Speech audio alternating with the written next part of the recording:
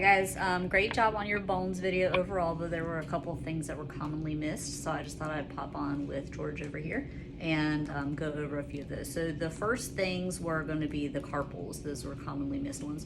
So the carpals, if I'm putting his skeleton against my skeleton, this is how they fall on the fingers. So the carpals are going to be at your wrist, which is where the term carpal tunnel comes from. It actually has to do with inflammation and irritation that's down here in these tiny bones.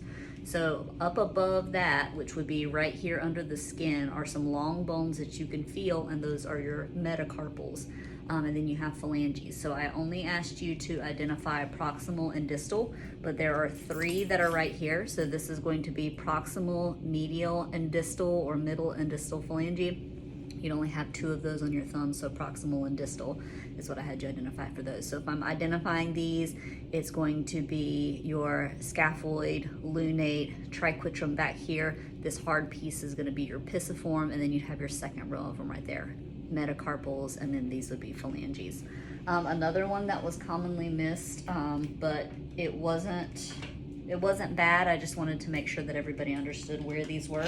Your cervical vertebrae are going to be all of the ones that are in your neck. So they come from right here at the base of the skull down to a bump that you can feel on your back. If you put your finger down your spine, you can feel where there's a bump, and that's going to start the first thoracic vertebra. All of the thoracic are attached to the rib cage, so they're going to be all of these down here, and then your lumbar, which most of the people got.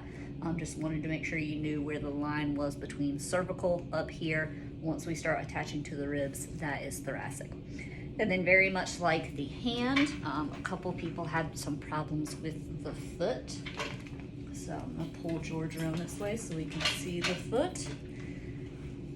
So same as with the hand, for your foot, you are going to have the tarsals back here.